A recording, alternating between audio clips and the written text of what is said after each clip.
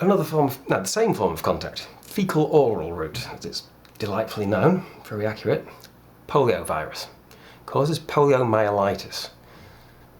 Myelitis tells you exactly what the problem is. It's a disease of myelin, which is the insulating multi-layered membrane wrap around much of the length of a neuron. Now, a nerve cell,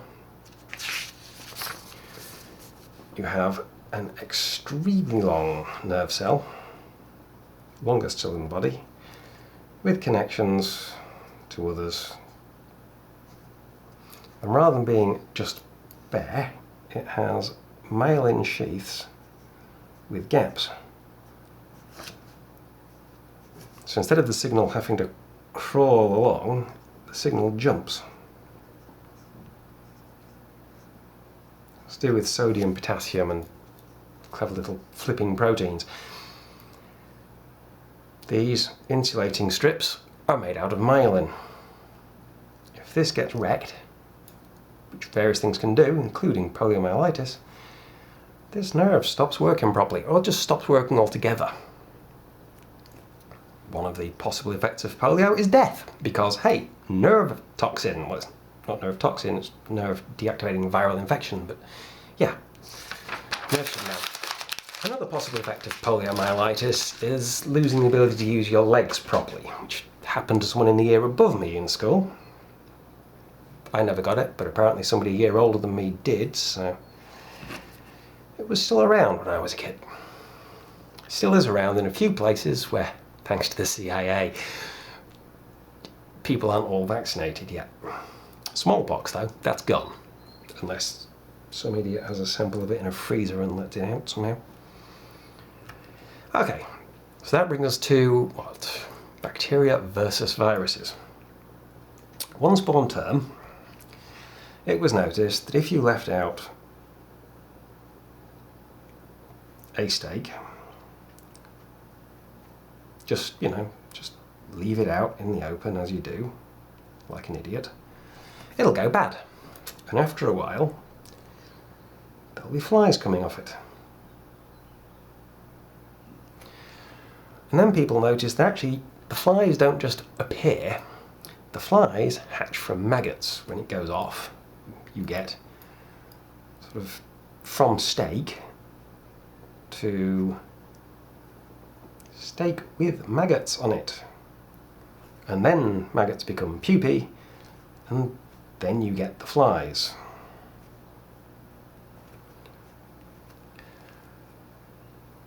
But what was originally thought, or some people thought for a while, was maggots just kind of happen. You know, it's just like maggots, they're a thing, sometimes they happen. But somebody noticed that if you put your meat in a jar with a close-fitting lid with no gaps, while it's still fresh, that doesn't happen. You don't get maggots, you don't get flies. It can still go bad, but you don't get flies. So much for abiogenesis. Turns out you only get maggots on your steak if flies can get at it and lay eggs on it. That's fine. We've sorted out the fly thing, but why does it still go bad? Why does bacon sometimes turn green? It does. It's weird. Bacon turns shiny green. That's caused by sodium hydroxide released by a bacterium called Pediococcus viridescens, which means football shiny green in Latin, which gets in there. And before we had really good microscopes, we couldn't see the bacteria, but we could demonstrate their existence.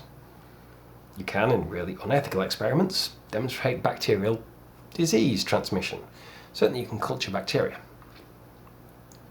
Get a wooden handle with a twisted bit of wire sticking out of it, with a loop at the end. You heat it in a flame until it's glowing red hot. Well, no, cooking stuff stops it going off, right? Let it cool down so that you're not going to burn holes in people or create jets of steam or whatever. Use that to scrape someone's nose, or under someone's fingernails, or the kitchen sink. palm of your hand, down your face, inside of your mouth, wherever. Other places, if you're into that kind of thing.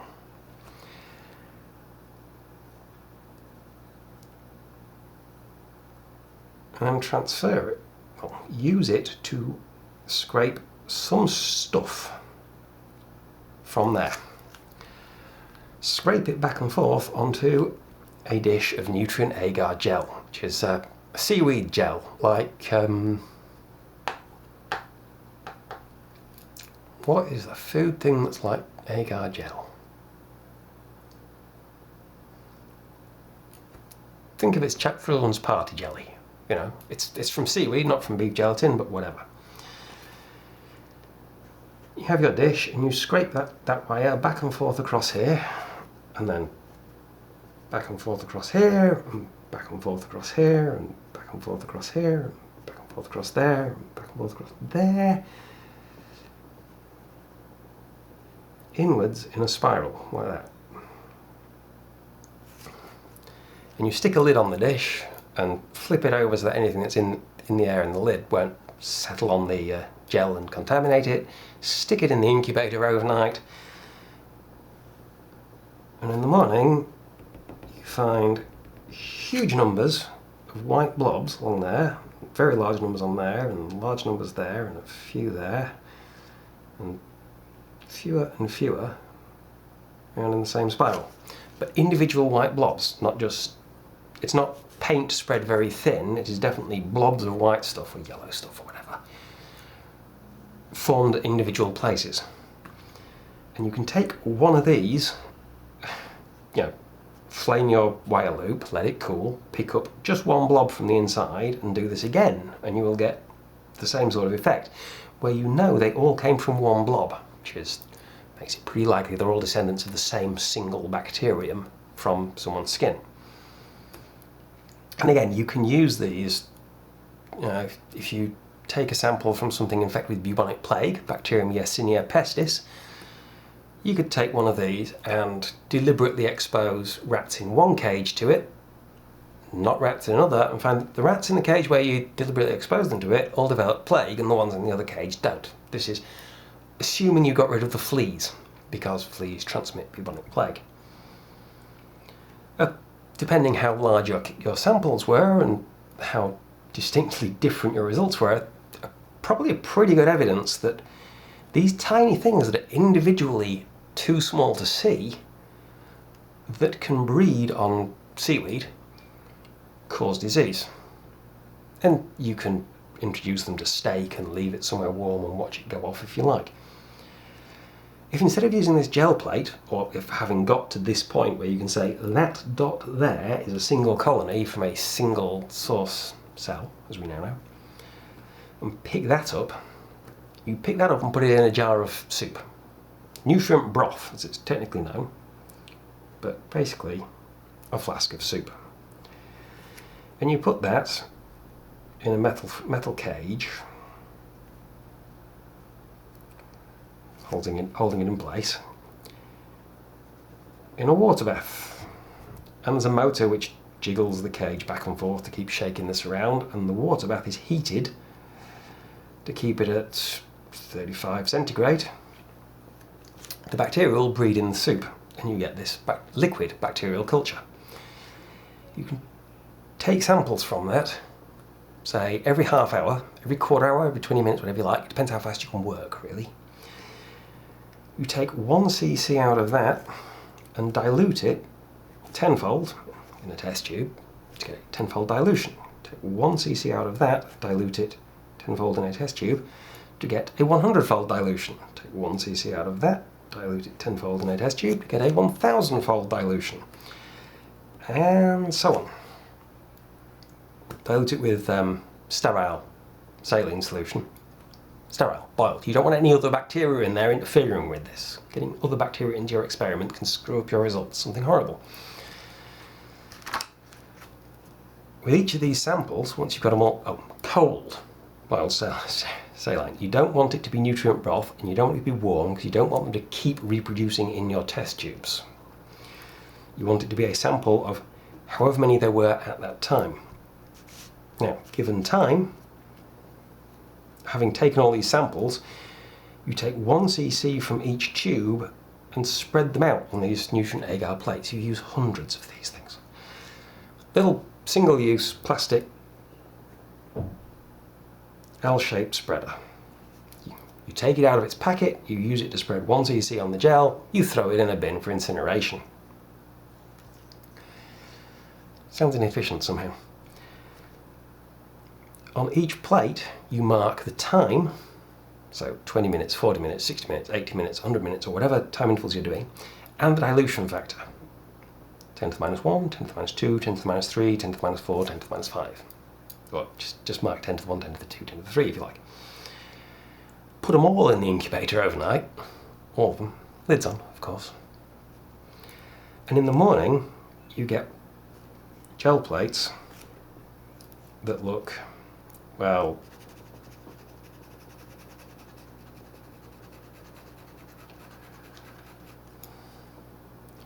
Pyros really weren't made for shading. Something like that, but at some point you will have a gel plate that looks like that. And I put 2 dots there. There are 2 touching there, so we can't be sure there aren't exactly 2 exactly on top of each other there. So we can't count that one. But on the next one down, we've got that. 8. 8 colonies, or, you know, they're quite big plates. It could be 80 colonies without you, let's call it 93 colonies without any touching. And that is marked 10 to the minus 7. So you have 93 in 1 cc of 10 to the minus 7 dilution, which means you have 93 times 10 to the 7 in 1 cc of the actual broth. Or 9.3 times 10 to the 8 to put it in scientific notation. And you can plot a graph of your results. This is a useful kind of graph. Time since insertion, time of sample, I don't care what your time units are, or hours since the start. Up here you don't go 0, 1, 2, 3, 4, 5, that's a linear scale, instead you use a logarithmic scale. So you start at 1, and you don't have to use tens, you could go 1, 2, 4, 8, 16, 32, 64, you can go 1, 3, 9, 27, 81, 243, 729 and whatever comes after that.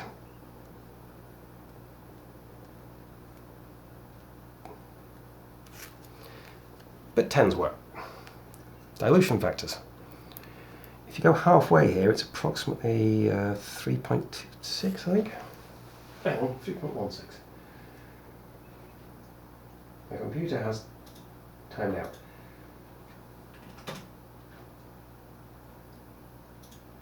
.16, 227766. So 3.16, 31.6.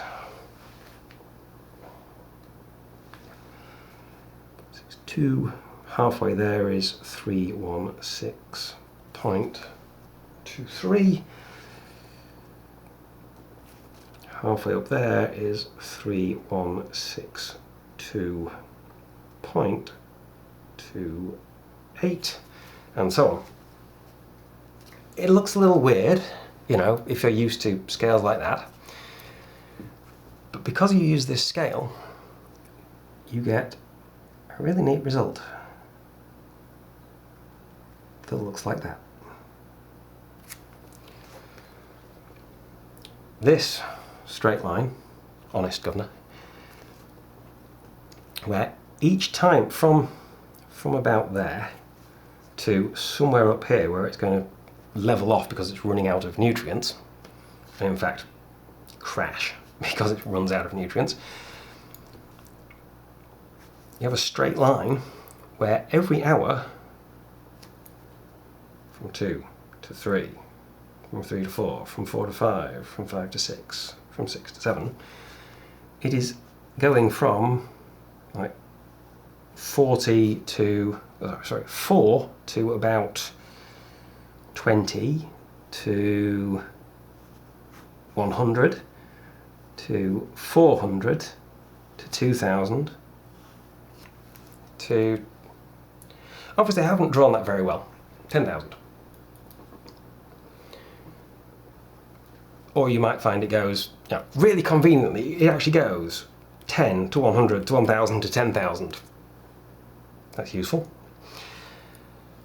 Where it's doubling every so many minutes. And with some bacterial cultures in nutrient broth, yes, it will double every few minutes, which is exponential growth.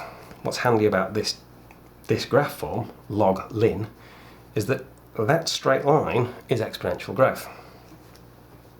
And we can see the exact same thing on a Johns Hopkins University page, or any other page that's showing it, where you have along here, whatever,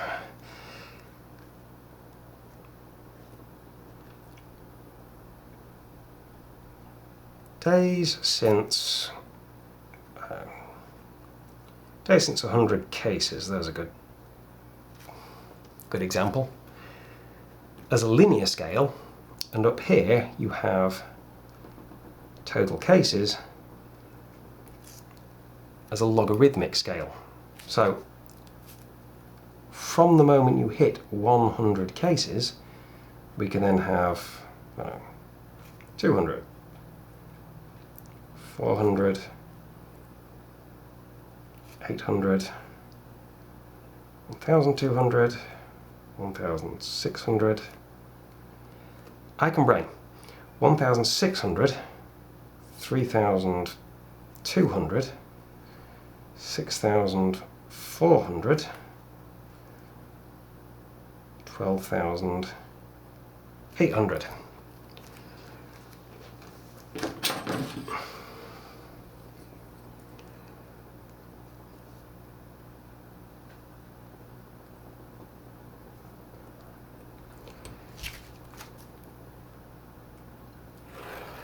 And you get a graph that looks suspiciously like that. Yeah, I actually own a ruler. Could have used that to draw the axes. And that is doubling every 2 days. You might see for another country that it looks like that, which is doubling every 2.5 days. And somewhere else that's doing a much better job of, or just is socially set up such that they naturally do a better job of limiting the spread, it's doubling every 4 days. What you'll probably see on a lot of these graphs, JHU have a logarithmic option which will show this style, although they start ages ago, so you'll get this part as well, is that you get exponential growth. Well, it's a series of blobs approximating to this straight line, because of course we're only looking at confirmed cases. And then as people start actually taking it seriously, or somewhere here people start taking it seriously, 14 days later that shows up as a change in angle. Or someone brings in a lockdown back here, and 14 days after that you get another change, because that lockdown has seriously affected the growth rate. If you look at Germany, Italy, France, Spain, you will see kinks like this where the changes in how the country is reacting to the situation affect the growth rate. Now, that graph and that graph, you get straight lines on both, but this is plotting total cases, not active cases. If you plot active cases, you will get the same thing at first, just different values. But over here, where the total cases is eventually going to go flatline, because you haven't had a new case in weeks, the outbreak is over, a number of active cases would actually do the same thing as the bacterial population in a flask of soup.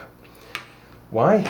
Because the outbreak is running out of people to infect. Either because you've got it under control and you're really limiting infectious contact, limiting how often people sneeze on each other, or limiting how often people are having unprotected sex, just hand out free condoms, you know, for some diseases, all because you've provided safe, clean drinking water to everyone, or because everyone's already infected. Again, 3 Blue 1 Brown already has the video up, so quick summary version of it.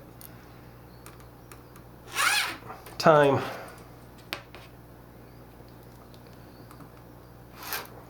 population, 100% being up here. You get linear scale here. Exponential growth. But by the time exponential growth gets here, the available susceptible population is only, what, 2/3 what it was. So that naturally limits it. It limits that growth, and eventually deaths and recoveries are going to remove active cases. And there are still new cases being created, but the population that hasn't already been infected is reduced, and every new case reduces it further. People who have died or recovered, it'll lag behind this, but it'll grow exponentially, and you get something like that. Yeah, I can write upside down. Active case. There. E. You do E's that way round. Active cases removed from susceptible population one way or the other, recovered or dead, and still susceptible. A susceptible population, the number of people who've never been sick, gets very, very small. And then it will increase, of course, with birth rate if this takes long enough to happen. And one of the things he mentioned is something I've already touched on, which is hospital population. Hospital capacity, sorry. If you have a hospital capacity of that many people, then this many people are mostly going to recover, but up here, of these cases, only that many are mostly recovering, this many are getting no treatment. This many are more likely to get removed than recovered. Right, I was going to talk bacteria versus viruses, wasn't I? Yeah. This requires an illustration of scale, which is kind of hard to do. This is like trying to illustrate the scale of the solar system. It just doesn't really work too well. Human, 2 meters tall. That's quite tall for a human, but whatever. Human cell, visible under a microscope. We have a liver cell, which has lots of surface area for doing stuff. And a nucleus, and an endoplasmic reticulum, which is, you know, stuff. And it's got little pockets with mitochondria in them. Lots of those. Weird little things, mitochondria. Kind of like bacteria, but they even grow and reproduce like bacteria. But they only ever exist inside other cells, and couldn't exist on their own anymore. Yeah, you got your DNA, whatever. Right. If that's a liver cell, yeah, 3 centimeters. Actually 30 microns. So, on that scale, bacteria, being typically sort of 1 to 5 microns, kind of that big, or that big, or Vibrio cholerae is a weird one, it's sort of that big. A whole lot smaller than liver cells, a whole lot smaller than red blood cells. But you can still filter them out. You can boil them to death, you can bleach them, you can dissolve them with glacial acetic acid, you can destroy their DNA with ultraviolet light, and you can filter them out. If you have a filter with holes in it that are half a micron wide, bacteria won't fit through. And these filters were developed. One thing you can do with those agar gel plates, I'll draw it bigger because it's easier to draw the details if it's bigger. Instead of filling your plate with nutrient gel and then applying bacteria to the surface and letting them grow. Oh, I missed a technical note. You don't actually count bacteria with that broth thing, you count colony forming units, because you can't be sure that every bacterium you put on a plate will form a colony, but near enough. Yeah, if something you do reduces 90% of the colony forming units, it's probably removed 90% of the bacteria. Near enough. Anyway, instead of applying them to the surface, what you can do is mix them with your gel stuff when it's cooled enough not to cook them, but still liquid, and pour them in. And then instead of getting, spot colonies on the surface, you get a lawn. Just white bacteria the whole way across. It sets, you let it set, leave it in the incubator for a while, take it out in the morning, white bacteria. Just white bacterial lawn all the way across. Somebody, I forget who, you can look it up if you care, found that in his white bacterial lawn, he found clear patches. It's really weird, You mix some of this bacterial soup, and with numbers like, hundreds of millions of colony forming units per cubic centimetre into this gel, you pour it into the plate and let it set, leave it in the incubator. Why would there be a clear patch? That's really weird. He took a sample from the clear patch, cut a little sample out, you just get a tube and gel's pretty soft, take a sample out, transferred it into another plate, and the clear patch spread. It wiped out bacteria around it. So what he's got there is an infectious agent. Pretty obvious. It's behaving very much as an infectious agent. A tiny sample of that can cause an increasing duplication of the same effect. But when you put it through one of these super filters that filters out bacteria, it doesn't make any difference. You can also find this with tobacco plants. Tobacco plants get mosaic disease. And you can take a sample from an affected, as we knew at the time, plant, and pass it through one of these bacterial filters and apply it to another tobacco plant that isn't affected by mosaic disease, and it gets mosaic disease. So you've got an infectious agent that can get through the filter. A filterable poison. In Latin, filterable, well, some word, virus. That's where we get the name. So you have this thing that is too small, that is small enough to pass through the filter, that is an infectious agent. And the weird part is you can't grow it on its own. It's not culturable. At the time, we couldn't see them. Very hard to study a thing when you can't examine it. We could learn a lot about it by dissolving it with various agents and seeing what came out, but we couldn't look at it. The reason for that has to do with the electromagnetic spectrum. Light, also known as electromagnetic radiation,